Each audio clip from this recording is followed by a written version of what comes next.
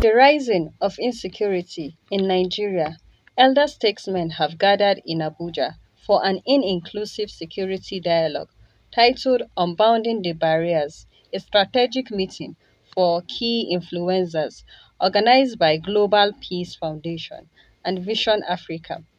Former President Olusegun Obasanjo, Emir of Sokoto Alhaji Muhammad Abubakar III, Sheikh Ahmed Gumi, Khan representative, President of Global Peace Foundation, and many more were in attendance.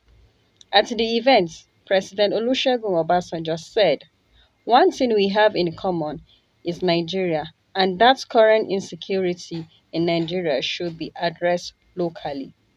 Also, Professor Usman Yusuf said, "The problem of Nigeria is the elites, and the elders are losing control of their youth." He said, "Whenever there is a roundtable dialogue like this, the youth should be in attendance."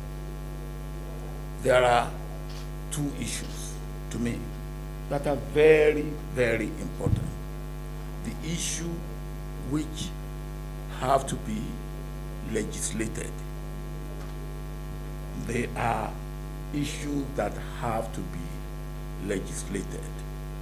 Somebody said, well, if we have a state police, what does it matter? Of course it matters a lot from what we have seen and experienced in recent times.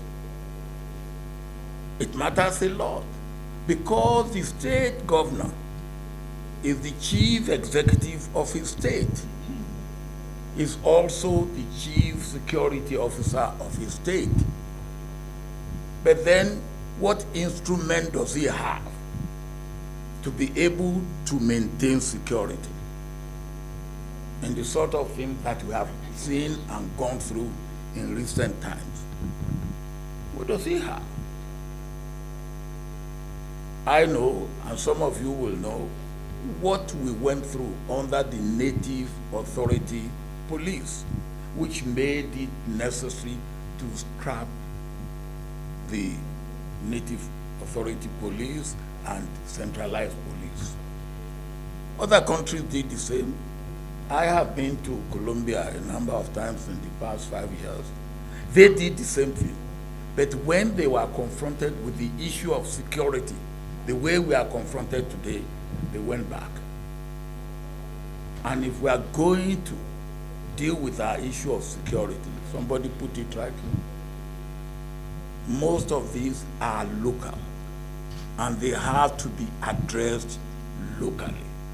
And to be addressed locally, there must be the instrument with which they can be addressed locally.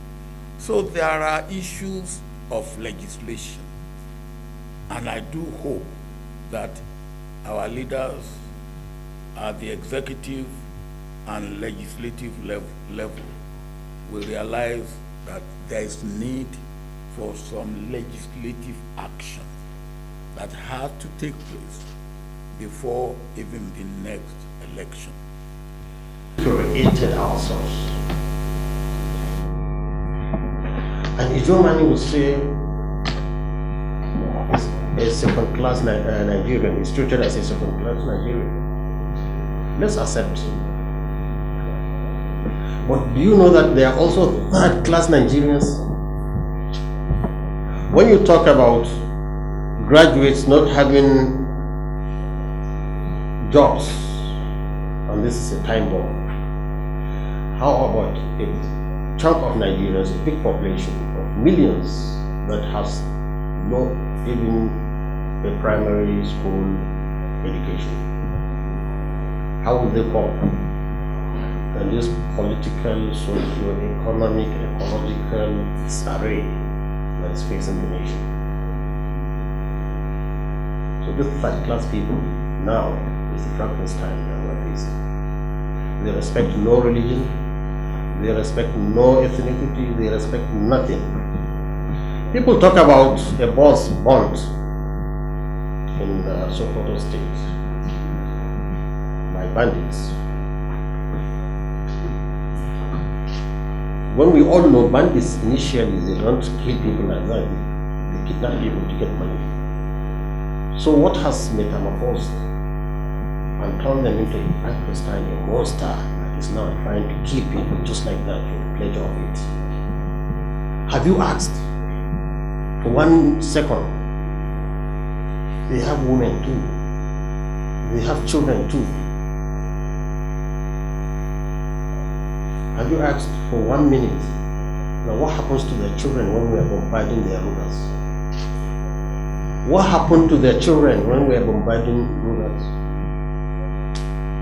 You are talking about when they kidnap school children.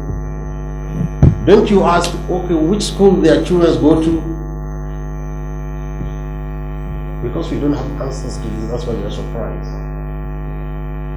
Well, if we have embraced them as Nigerians and extend to them what we extend to Nigeria, or at least give them hope, just hope, you'll see a difference. And this is what we learned when we ventured there. It's not an irretractable problem, it can be solved. But we need the right political environment to do it. Many people, like the Italian representative is talking about military actions. We are here for peace. And we have seen that peace can tame this Frankenstein.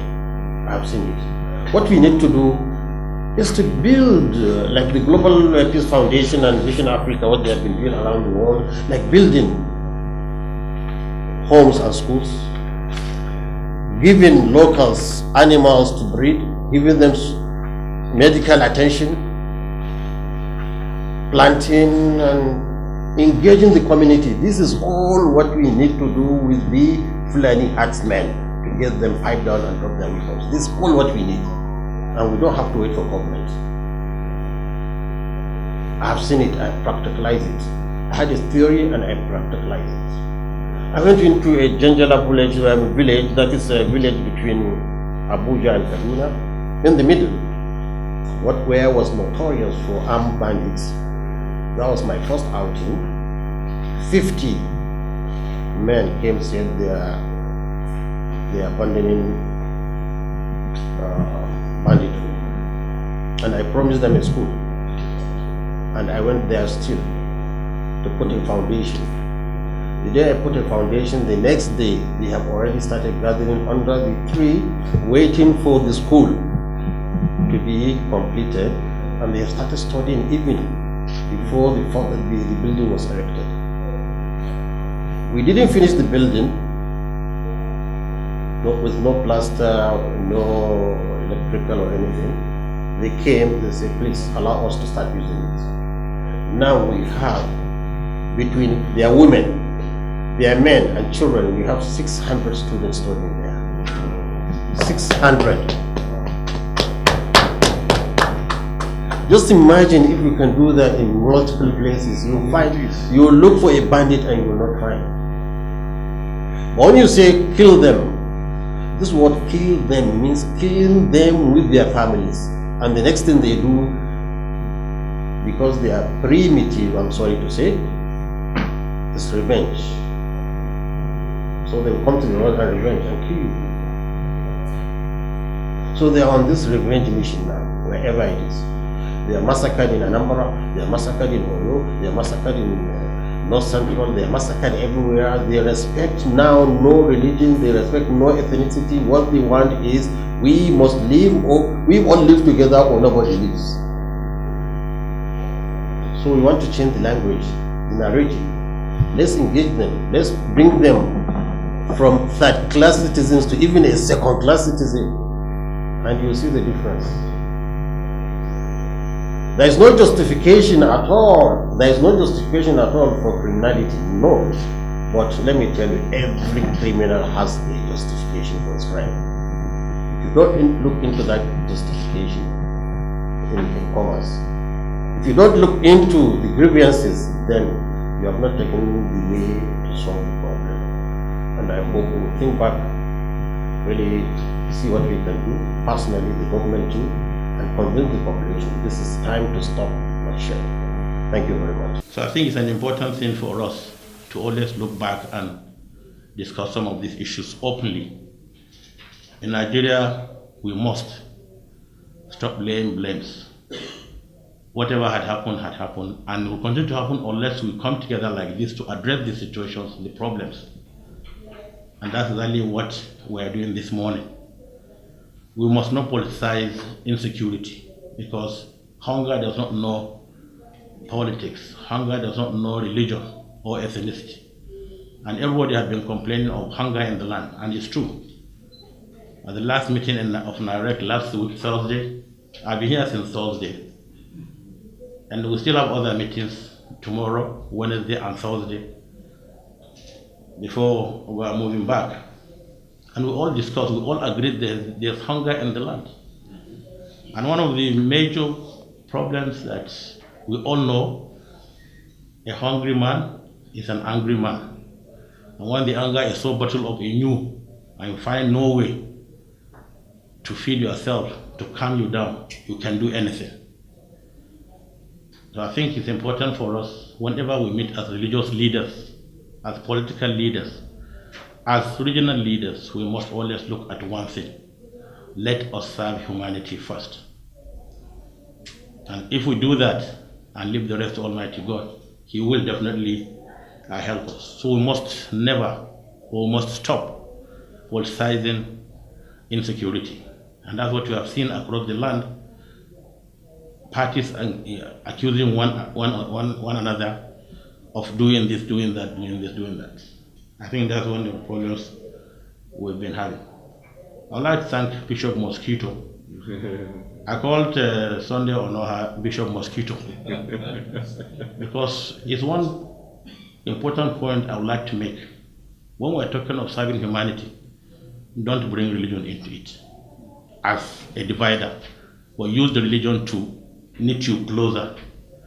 We're in Washington, D.C. at World Malaria Day program. There were representatives from all over the world. Myself and Cardinal Onayekon was the current president, were there.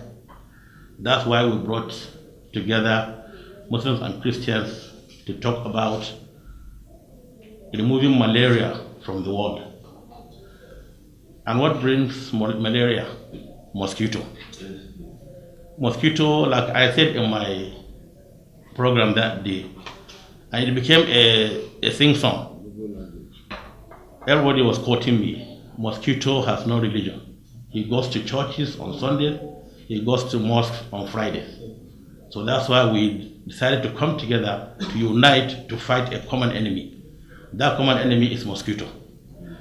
And since then, we appointed Bishop Onoha as the executive director of NIFA.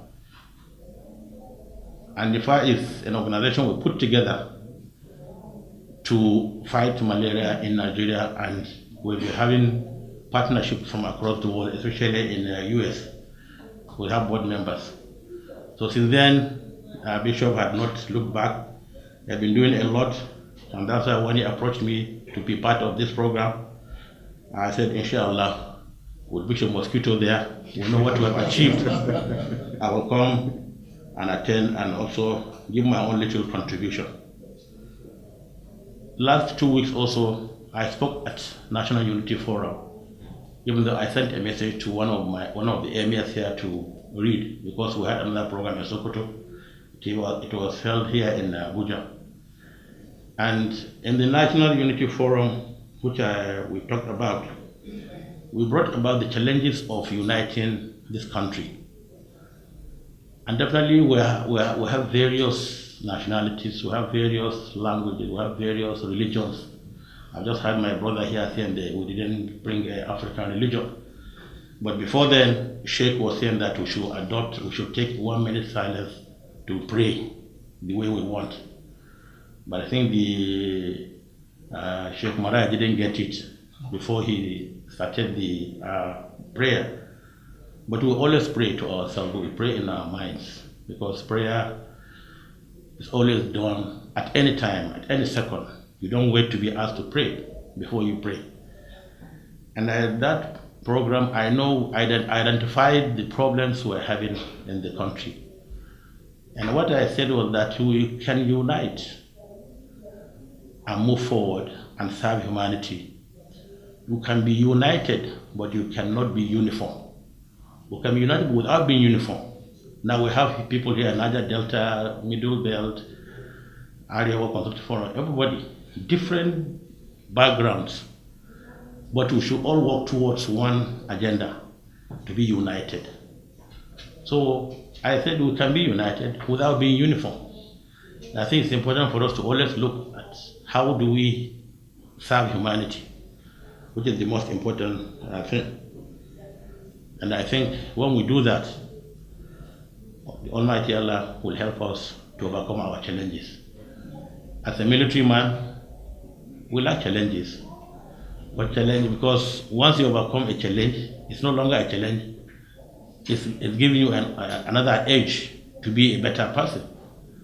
So without challenges, you can't be a better person because you continue to be in one place. Maybe that's what pushed Sheikh Ahmad Gumi and Professor to go into the bush to look for bandits and talk to them without fearing for their lives. Because it's a challenge to them. If they were abducted and asked for $1 billion also, maybe they could find money to pay that or something, but they didn't care about that.